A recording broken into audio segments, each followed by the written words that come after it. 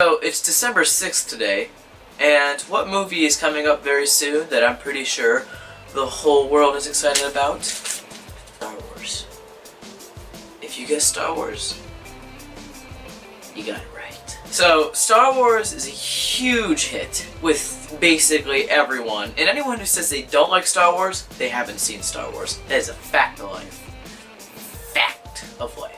So I'm gonna be fanboying pretty hard. I love Star Wars. Well, we could say at least half of Star Wars. The prequels, Episode 3 was okay, and I mean, yeah. But on a lighter note, I love the original trilogy. I love Episode 4. I really love Episode 5. And Episode 6 is a nice finish to an already amazing trilogy. So today, here at Outtake, I'm going to be talking about Episode 4, kind of give a little bit of a review of it, you know, just a few opinions here and there. And then I'm going to get a bit of backstory on why I like the trilogy and why people who haven't seen it should obviously go watch it. So the year is 1977, and Star Wars comes out, and it's a huge hit. Just huge, right? Everyone loves it. It's amazing, and it's like, if you haven't seen it, you're a scrub. What did they say back in 1977? So, Star Wars Episode 4 basically brought home the summer blockbuster formula.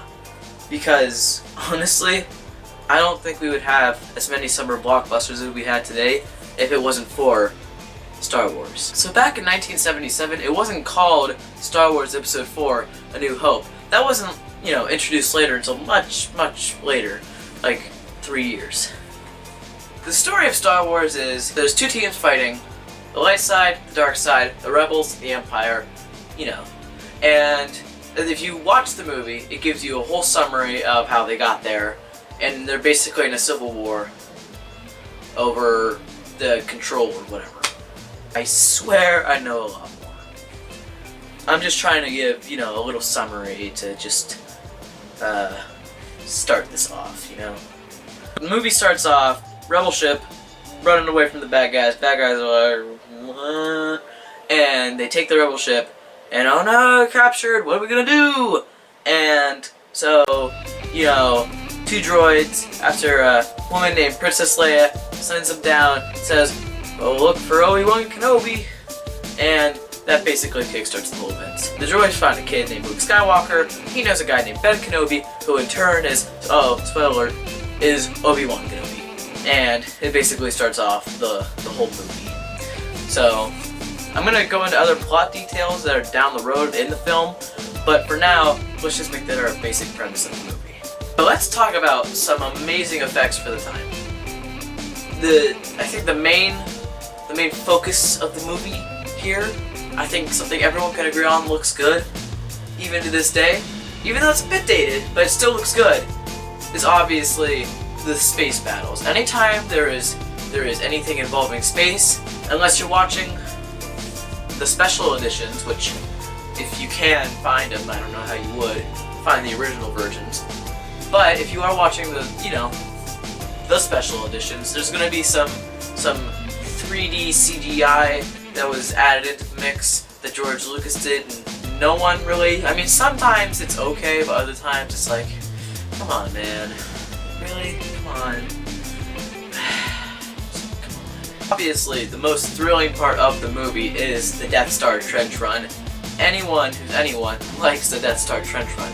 It's suspenseful, and even though you basically know the outcome, it's still like, what's gonna happen? What's gonna happen? Oh boy! Oh boy! Oh boy! Death Star trench run, very suspenseful. It's basically like, you know the outcome. Because, back in 1977, you may have not known, but nowadays you know there are sequels and stuff, so you know already what happened.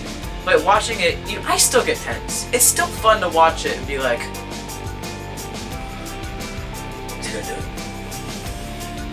He's gonna do it. Jerry's gonna do it.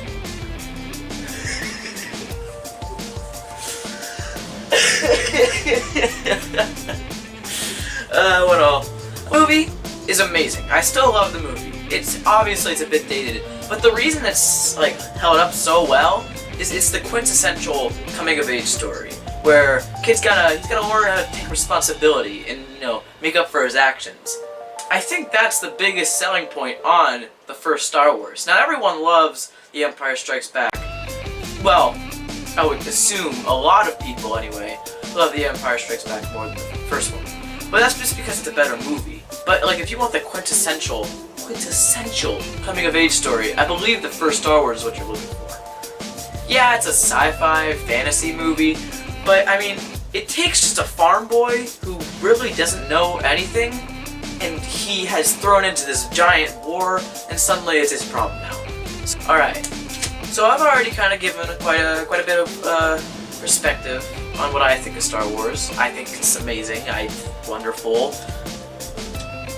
I'm gonna give, I swear these reviews will get more in depth. Just let time take its course. Please. Well, I'm gonna give you a bit of backstory on why I like Star Wars and maybe why you should watch it too. So, around the time that I can remember of watching the first Star Wars, Episode 4, I was probably around the age of 4. I'm gonna go with 4. And my mom bought, it was like a little DVD box set, and it came with the original trilogy, and my mother bought it for my father. But guess who watched those DVDs more?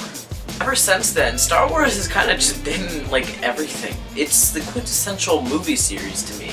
Even when it's bad, it's still good. It's like pizza. I mean, like, cause there's always a redeeming quality even with the prequels. Like, let's go back to Episode 1.